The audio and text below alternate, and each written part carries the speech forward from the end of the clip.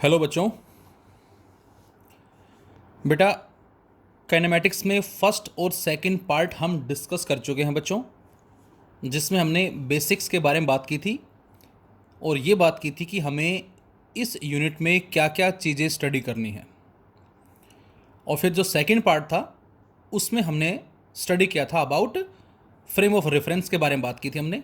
Inertial as well as non inertial क्या होते हैं और इसके साथ साथ inertial and non inertial observers के बारे में भी हमने बात की थी बच्चों। And now we have distance as well as displacement. I think ये टॉपिक काफ़ी आपके लिए इजी होगा बेटा, और सभी लोग बड़े अच्छे से जानते हैं कि डिस्टेंस क्या होता है और डिस्प्लेसमेंट क्या होता है। आप लोग जानते हैं, फिर भी थोड़ा सा हम इसमें और स्टडी कर लें कि डिस्टेंस हम किसको बोलते हैं, डिस्प्लेसमेंट किसको बोलते हैं, दोनों में क्या डिफरेंसेस होते हैं, इसके बारे में थोड़ी सी हम बात कर लें। क्योंकि आगे हमारे जितने भी क्वेश्चंस मिलेंगे हमें बेटा, स्पीड पे, वेलोसिटी पे, एवरेज स्पीड, एवरेज वेलोसिटी, उन सभी में कहीं ना कहीं इनका भी एक बड़ा ही इम्पोर्टेंट रोल होगा। यदि हमें distance as well as displacement calculate करना आ गया तो उसकी वजह से स्पीड और वेलोसिटी फाइंड आउट करना हमारे लिए काफ़ी हद तक आसान हो जाएगा, इजी हो जाएगा।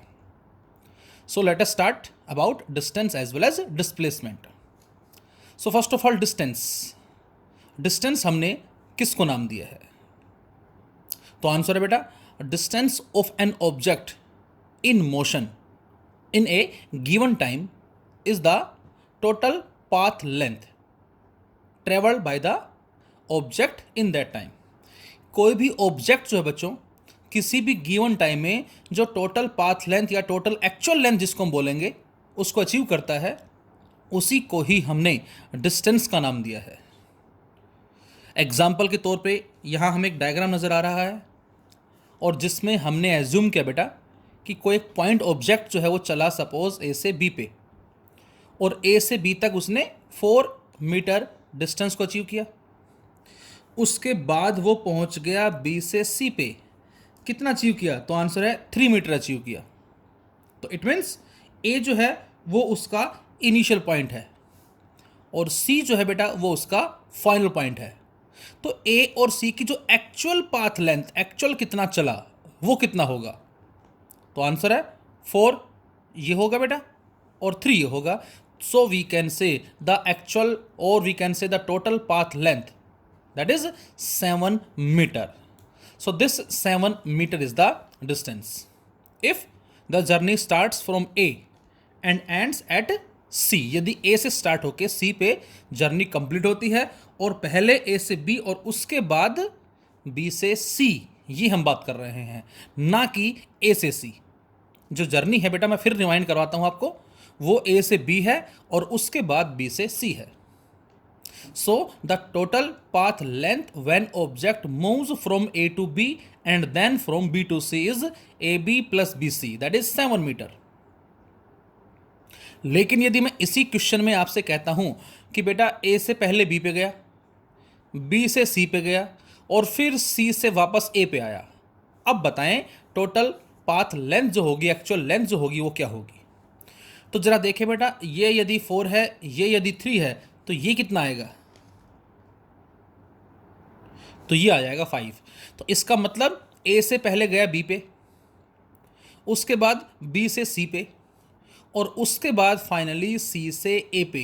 तो 4 ऐसे चला, 3 ऐसे चला 7 और 5 ऐसे चला, that is 12। So AB plus BC plus CA equal to 12 metre.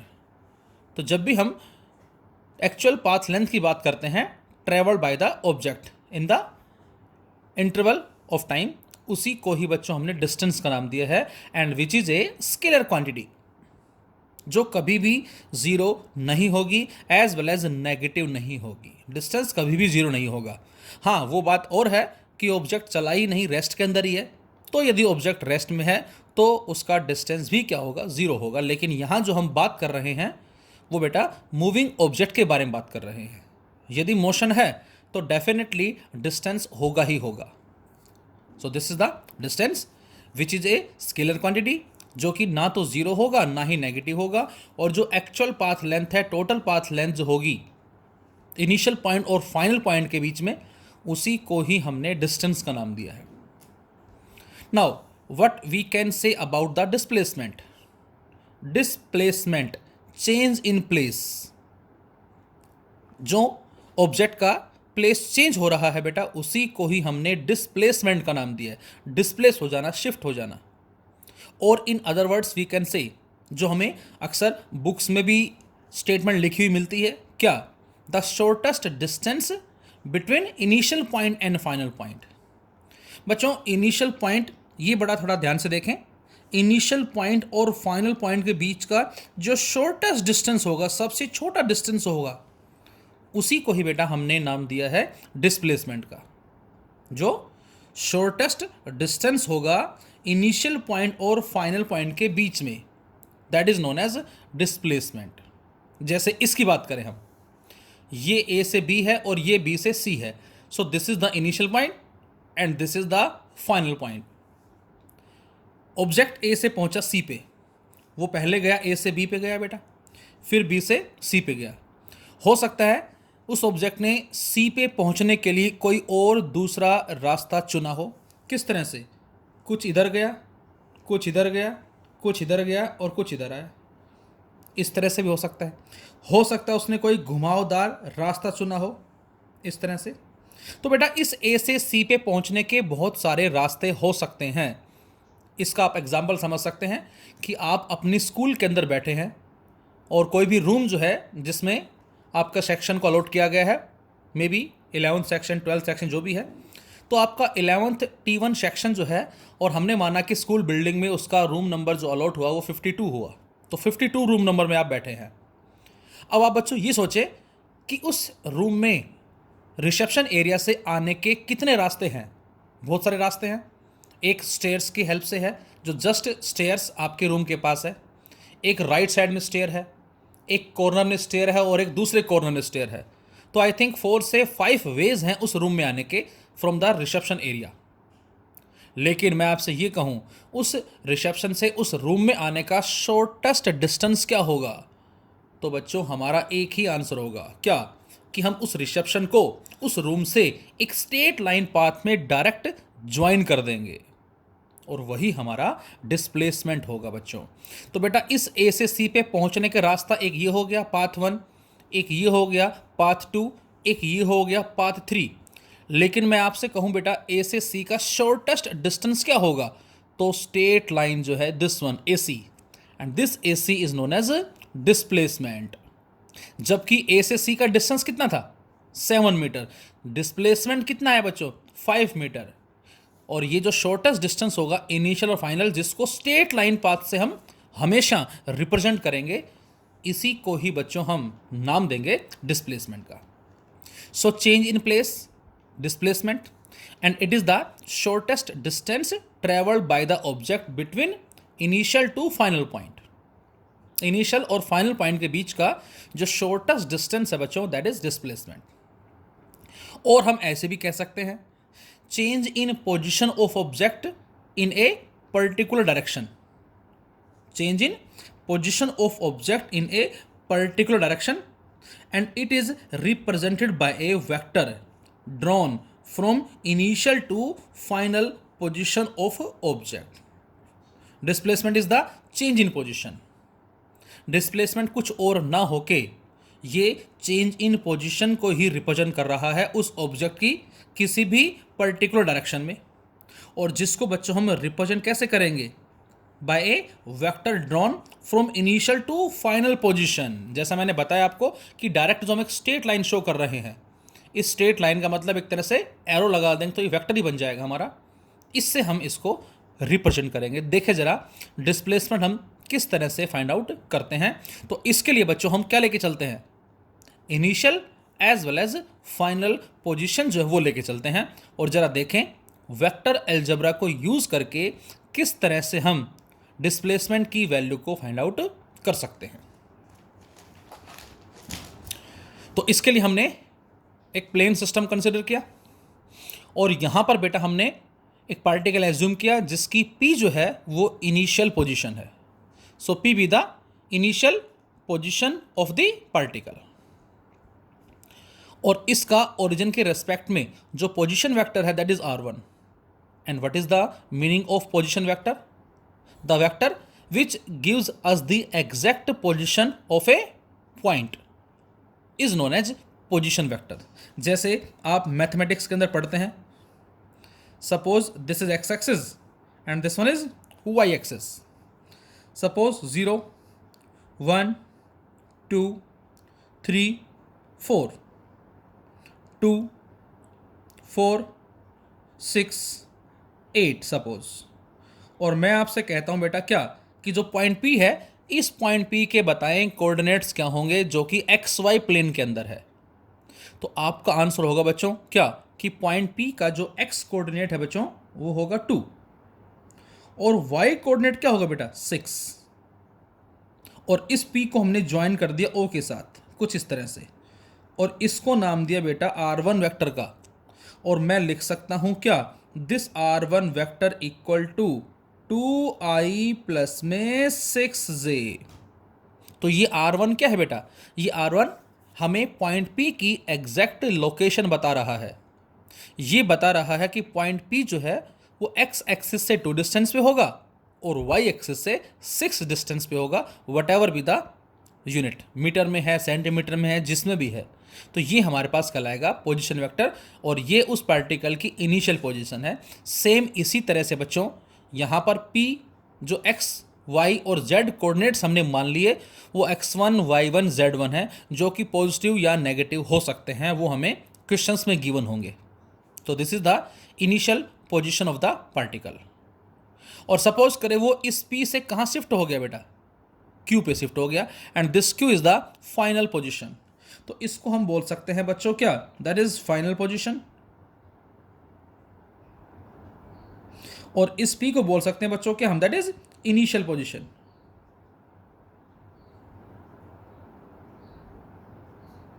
अब जहां शिफ्ट हुआ बेटा पॉइंट Q पे, उसका ओरिजिन के रेस्पेक्ट में जो पोजीशन वेक्टर है उसको बच्चों हमने क्या मान लिया? दैट इज r2 वेक्टर मान लिया, और इसके कोऑर्डिनेट्स हमने माने x2 y2 as well as z2। So we can say r1 is x1 i cap plus y1 j cap plus z1 k cap, and r2 is x2 i cap plus y2 j cap plus z2 k cap, and these r1 r2 are the initial and final position vectors। ये हमारे initial and final position vectors कहलाएंगे। और जैसा मैंने बताया P क्या है बेटा? इनिशियल पोजीशन, और Q क्या है? Final position. अब मैं आपसे कहूं ये बताएं कि इस P और इस Q के बीच का शॉर्टेस्ट डिस्टेंस क्या होगा? तो आंसर है इसको हम डायरेक्ट एक स्ट्रेट लाइन से ज्वाइन कर देंगे। और अभी अभी हमने लिखा था क्या? It is represented by a vector drawn from the initial to final position of the object. Initial और फाइनल को हम एक वेक्टर से ड्रॉ करेंगे कुछ इस तरह से, और यही लाइन जो है बेटा ये रिप्रेजेंट कर रही है डिस्प्लेसमेंट को। तो जिसको मैंने रेड से शो किया है this is known as displacement vector. यही डिस्प्लेसमेंट वेक्टर कहलाएगा। अब ये होगा कितना? तो बेटा इसके आंसर को जानने के लिए हमें जरा अप्लाई करना पड़ेगा triangle law of vector addition.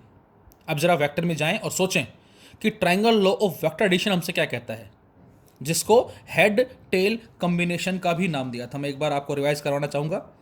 वहां पर हमने माना था बेटा एक वेक्टर ए कुछ इस तरह से, जहां पर पहले वेक्टर का हेड कंप्लीट हुआ है बच्चों, वहां से दूसरे वेक्टर की टेल मानी थी हमने कुछ इस तरह से, और दोनों का ऑर्डर सेम है। तो ट्राइंगल की जो थर्ड साइड ड्रॉ करेंगे वो पहले वेक्टर की तो टेल से होगी और दूसरे वेक्टर के हेड पे होगी, गिव्स द रिजल्टेंट वेक्टर, और जिसको लिखा था हमने ए वेक्टर प्लस बी वेक्टर, कुछ इस तरह से लिखा था। सेम उसी तरह से बच्चों यहां पर ये हो गया R1 वेक्टर, जिसको OP वेक्टर का नाम दिया। जहां ये कंप्लीट हुआ है बेटा वहां से ये दूसरा वेक्टर हो गया जिसको PQ वेक्टर का नाम दिया। तो बच्चों इसको A मान लें, इसको B मान लें, तो ये हो जाएगा इसका resultant, that is R2 vector. तो A vector plus B vector equal to R vector था। सेम उसी तरह से R1 vector plus P Q vector equal to R two vector. लेकिन भैया हमें तो पी क्यू वेक्टर निकालना है, यही तो हमारा डिस्प्लेसमेंट होगा। तो यहाँ से P Q vector is equal to R two vector minus R one vector. इसको पी क्यू वेक्टर बोल दे चाहे तो आप, या इसको मैंने नाम डाल दिया delta are vector. So this delta are vector equal to R two vector minus R one vector. तो बच्चों ये हमारा फाइनल फॉर्मूला आ गया है डिस्प्लेसमेंट की वैल्यू को फाइंड आउट करने के लिए। Now if we put the values of R1 and R2 from this, यहाँ से तो बेटा R2 की वैल्यू क्या रखें हम, x2 i cap plus y2 j cap plus z2 k cap यहाँ रख दें, minus R1 x1 i cap plus y1 j cap plus z1 k cap यहाँ रख दिया हमने, और ब्रैकेट ओपन कर दिया। अब ये x2 i कैप है, ये माइनस x1 i कैप, तो x2 minus x1 into i cap कर दिया। ये y2 j है, ये माइनस y1 j है, तो y2 माइनस y1 इंटू जे कैप। ये z2 k है, ये z1 k है माइनस का, तो z2 माइनस z1 इंटू के कैप। और आई थिंक जिसको मैथमेटिक्स में आप शायद डिस्टेंस फॉर्मूले का भी नाम देते हो, ये उसी तरह का रिजल्ट आ गया। तो यहाँ से delta are vector will be equal to x2 minus x1 I cap plus y2 minus y1 J cap plus z2 minus z1 k cap. तो ये बच्चों हमारे पास फॉर्मूला आ गया है डिस्प्लेसमेंट वेक्टर की वैल्यू को फाइंड आउट करने के लिए 3 डायमेंशन में। अब यदि 2D की बात करें हम तो x2 माइनस x1 आई cap plus y2 minus y1 j cap. यदि 1D की बात करें हम x2 minus x1 into i cap. तो depending upon the types of motion 1D 2D और 3D we can find out the value of delta are vector. Magnitude क्या होगा इसका बेटा, this x2 minus x1 is delta x का square. Delta x का square का मतलब change in x का स्क्वायर है ये। y2 minus y1 delta y का square and z2 minus z1 that is delta z का स्क्वायर यहाँ से। तो ओवरऑल हम ये भी बोल सकते हैं कि जो डिस्प्लेसमेंट होगा बेटा that is final position minus initial position. जब भी आपसे कहा जाए बच्चों की फाइंड आउट द डिस्प्लेसमेंट, तो ये हमें याद रखना है x f minus x i. What is the meaning of x f, final position, minus x i का मतलब इनिशियल पोजीशन, और जिसको हम हमेशा एक स्ट्रेट लाइन पाथ से रिप्रेजेंट करते हैं। दूसरी बात, डिस्टेंस जो बेटा वो स्केलर क्वांटिटी है जो कि हमेशा पॉजिटिव होता है, जीरो या नेगेटिव नहीं होगा, जबकि डिस्प्लेसमेंट जो है बच्चों वो वेक्टर क्वांटिटी है, और इसमें पॉजिटिव भी होता है, नेगेटिव भी होता है displacement, as well as zero भी होता है। अक्सर स्टूडेंट्स क्वेश्चन पूछते हैं कि सर नेगेटिव डिस्प्लेसमेंट जो है वो कब होगा और जीरो डिस्प्लेसमेंट कब होगा। तो आइए जरा देखें इनके एग्जाम्पल्स हमारे पास क्या होंगे, सिंपल एग्जाम्पल्स जो आई थिंक आप बड़े अच्छे से 9th क्लास में भी पढ़ चुके हो। तो ये जस्ट एक तरह से आपका एक रिवीजन ही है। जीरो एंड नेगेटिव डिस्प्लेसमेंट क्या होगा, तो इसमें बच्चों हमने लिखा बेटा क्या कि कोई पॉइंट ऑब्जेक्ट जो है वो चला ए से B, then from B to C and finally from C to A. A से बी गया बेटा, उसके बाद बी से सी पे, और उसके बाद सी से ए पे। तो आपसे कहा जाए what is the distance as displacement. Distance तो ए बी का जो भी होगा प्लस बी सी का जो भी होगा प्लस सी ए का जो भी होगा वो कराएगा डिस्टेंस। डिस्प्लेसमेंट, अब चूंकि यहां पर इनिशियल पॉइंट भी ए ही है बेटा और फाइनल पॉइंट भी ए ही है, तो एक्स एफ माइनस एक्स आई करेंगे तो यहां से बच्चों डिस्प्लेसमेंट क्या आएगा, जीरो। तो ये बात आपको याद रखनी है क्या कि जब भी कभी ऑब्जेक्ट जहां जा रहा है और घूम फिर के वहीं वापस आता है तो उस केस में डिस्प्लेसमेंट क्या होगा, जीरो होगा। और बच्चों ये क्वेश्चन या कॉन्सेप्ट हमारा काफ़ी जगह यूज होगा एवरेज वेलोसिटी के अंदर। तो ऐसे क्वेश्चंस में ध्यान रहे आपको, जब एवरेज वेलोसिटी पूछी जाएगी तो हमारा आंसर होगा जीरो, कारण डिस्प्लेसमेंट जीरो है। हम हर रोज स्कूल जा रहे हैं और स्कूल से वापस घर आ रहे हैं, डिस्प्लेसमेंट जीरो कर रहे हैं, लेकिन डिस्टेंस वो तो होगा कुछ ना कुछ। तो इस तरह से हम बोल सकते हैं कि इनिशियल पॉइंट और फाइनल पॉइंट दोनों यदि सेम ही है तो इस सिचुएशन के अंदर डिस्प्लेसमेंट जो है बच्चों वो क्या होता है, दैट इज जीरो। तो डिस्प्लेसमेंट हमारा क्या हो गया, 0 हो गया। अच्छा नेगेटिव कब होगा देखें जरा। तो इसके लिए हमने एक स्ट्रेट लाइन कंसिडर की बेटा, and suppose this is the origin, ये ओरिजिन मान लिया, और इस ओरिजिन के इस तरफ क्या कहलाएगी, पॉजिटिव एक्स एक्सिस, इस तरफ क्या कहलाएगी बेटा, नेगेटिव एक्स एक्सिस। मतलब डिस्टेंस की जब एक स्पेसिफिक डायरेक्शन होती है उसी को ही हमने डिस्प्लेसमेंट बोल दिया। हम ऐसे भी बोल सकते हैं मैग्नीट्यूड के साथ साथ direction.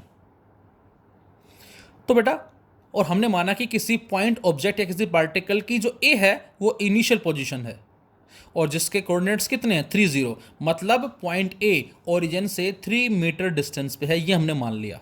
This is initial position A. और वो सपोज करो पहुंच गया पॉइंट बी पे, this is point number B. कहाँ पहुंच गया, नेगेटिव एक्स एक्सिस में -4 मीटर पे पहुंच गया। तो बेटा ये एक्स आई है और ये एक्स एफ है। So what we can say about the displacement? So answer is displacement is xf minus xi. What is the value of xf? -4. Minus का मतलब नेगेटिव डायरेक्शन में है। Minus what is the value of xi? 3. तो -4 -3 that is -7. So we can say displacement is negative. तो इस situation में हम बोल सकते हैं बच्चों कि डिस्प्लेसमेंट जो होगा बेटा वो नेगेटिव होगा। अब यदि आपसे कहा जाए कि डिस्प्लेसमेंट और डिस्टेंस क्या सेम हो सकते हैं, तो आंसर है कि डिस्टेंस और डिस्प्लेसमेंट सेम एक ही केस में होंगे जब कभी भी पाथ कैसा होगा,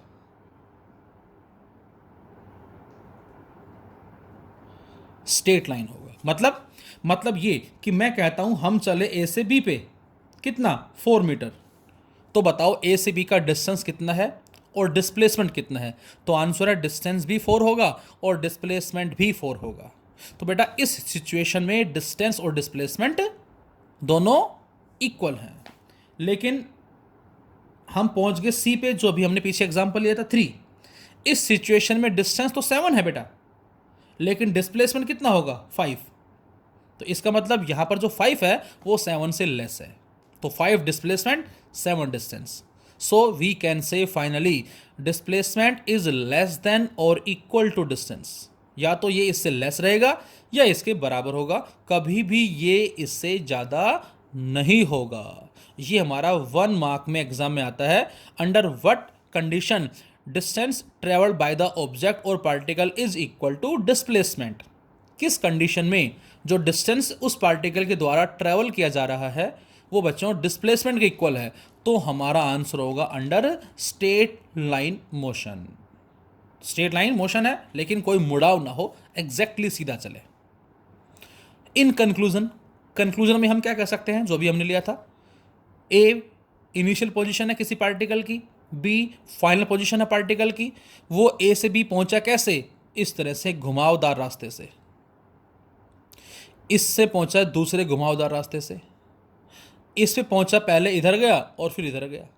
लेकिन ए से बी का बच्चों ये क्या होगा, शॉर्टेस्ट डिस्टेंस, जिसको मैंने रेड पेन से लिखा है डिस्प्लेसमेंट। तो ये बच्चों कहलाएगा डिस्प्लेसमेंट। इसके अलावा ये सारे हमारे डिस्टेंस काउंट होंगे। तो आई थिंक आप समझ गए होंगे कि डिस्टेंस क्या होता है एज वेल एज डिस्प्लेसमेंट क्या होता है। अब जरा इस वीडियो को पॉज करें और खुद बताएं कि डिस्टेंस और डिस्प्लेसमेंट में क्या क्या डिफरेंसेस होते हैं बिना देखे। तो क्या क्या डिफरेंसेस होंगे बेटा, आंसर है distance that is actual path length, distance actual path length. Displacement shortest distance between initial and final position. ये एक्चुअल पाथ लेंथ है जहां से गुजरे हैं, ये इनिशियल और फाइनल के बीच का शॉर्टेस्ट डिस्टेंस होगा, नो मैटर कहां से गुजरे हैं कहां से नहीं। Second always positive, may be positive negative and zero. ये पॉजिटिव भी होता है, नेगेटिव भी होता है, एज वेल एज जीरो भी होता है। Distance travelled by the object depends on shape of the path followed by the object. ये उस शेप पे डिपेंड करेगा जिसके थ्रू हम पहुंचे वहां पर, इस तरह से। ये displacement is independent on the path followed by the object, इस पर डिपेंड नहीं करता, but initial and final position, लेकिन ये इनिशियल और फाइनल पे डिपेंड करता है, पाथ पे डिपेंड नहीं करता, जबकि ये पाथ पे डिपेंड करता है। Distance is a scalar quantity, displacement is a vector quantity.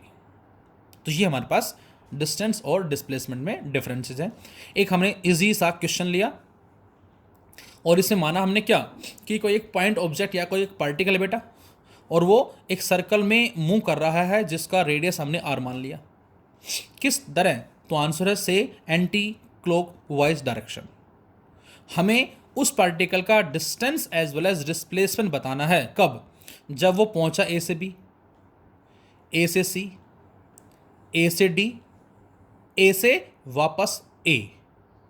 In this situation, we have to find out the distance as well as displacement traveled by the particle which is moving in a circular path in anti-clockwise direction from A to B, A to C, A to D and A to A. अब यदि बच्चों मैं आपसे कहूं कि ये बताएं कि ये जो टोटल जर्नी है, टोटल जो सरकमफ्रेंस होगी सर्कल की कितनी होगी? 2πr। तो यहाँ पर जो टोटल पाथ लेंथ है कंप्लीट वो 2πr है। और ए से बी की बात करें हम यहाँ से यहाँ, तो बेटा ए से बी जो है ये इस पूरे का 1/4 पार्ट होगा बच्चों। Point to be noted here. A से बी जो है बेटा ये पूरे का 1/4 पार्ट होगा। ए से सी की बात करें बच्चों हम, तो ए से सी जो बेटा 1/4 ये 1/4 ये, और जब दोनों को जोड़ेंगे तो ये बन जाएगा 2/4, और 2/4 का मतलब 1/2। तो ए से सी पोर्शन जो है ये इस टोटल का हाफ पोर्शन है। ए से डी 1/4, 2/4, 3/4। तो ए से डी जो है बच्चों ये टोटल का 3/4 है। तो उसके हिसाब से अब आप सोल्व कर सकते हैं। तो जैसे ए से बी का डिस्टेंस और ए से बी का डिस्प्लेसमेंट, तो ये ए टू बी, इधर डिस्टेंस लिखा, इधर मैंने डिस्प्लेसमेंट लिखा। तो टोटल है 2πr, इसका 1/4 कर दें तो 2 से ये कट जाएगा πr/2। So πr/2 metre is the distance from A to B. What we can say about displacement? अब आप ये सोचे बच्चों कि ए और बी, ये ए इनिशियल पोजीशन है, बी फाइनल पोजीशन है, और दोनों के बीच का शॉर्टेस्ट डिस्टेंस क्या होगा? तो एक स्केल लें और स्केल लेकर इनिशियल और फाइनल को दोनों को मिला दें, ज्वाइन कर दें। तो ये मैंने एक रेड लाइन जो है शो कर रखी है, दिस इज द डिस्प्लेसमेंट। और बच्चों ये बन गई एक राइट एंगल ट्राइंगल जिसमें ये बेस, ये परपेंडिकुलर और ये एच। और हमें पता है पाइथागोरस से इसका स्क्वायर प्लस इसका स्क्वायर बराबर इसका स्क्वायर होगा। तो इसका मतलब ए बी का स्क्वायर जो कि डिस्प्लेसमेंट है बराबर किसके आएगा? आर का स्क्वायर प्लस आर का स्क्वायर। तो ए बी बराबर आर का स्क्वायर प्लस आर का स्क्वायर और उस पर अंडर रूट, मतलब 2r का स्क्वायर। और बच्चों जब उस 2r स्क्वायर को रूट से बाहर निकालेंगे तो क्या आ जाएगा? √2r। तो इसका मतलब ए से बी का डिस्टेंस तो होगा πr/2 और ए से बी का जो डिस्प्लेसमेंट होगा वो होगा √2r। इसको एक वॉल क्लॉक की तरह समझे आप। जो हमारी घड़ी होती है बेटा, दीवार घड़ी, उसमें जब वो नीडल यहाँ से यहाँ पहुँचती है, कौन सी?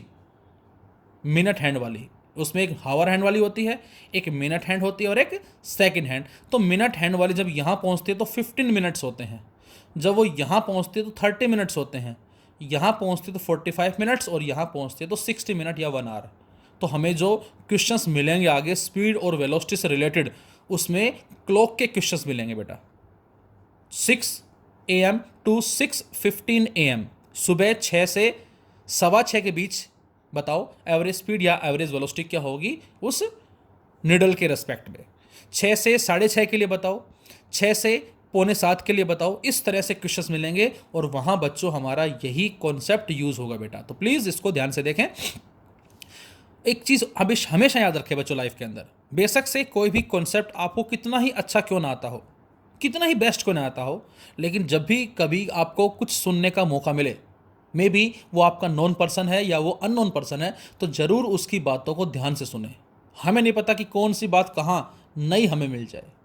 और ये भी मेरी गारंटी है, बुक में जब भी आप स्टडी करेंगे ध्यान से, 1 बार 2 बार 3 बार, तो कुछ ना कुछ आपको ज़रूर नया सीखने को मिलेगा। तो प्लीज़ डिस्प्लेसमेंट आगे √2r। नाउ अब यदि हम बात करें बच्चों ए से सी की बेटा, तो ए से सी टोटल का हाफ पोर्शन है, तो टोटल 2πr, इसका हाफ कर दिया πr। So this πr is the distance from A to C. What is the displacement?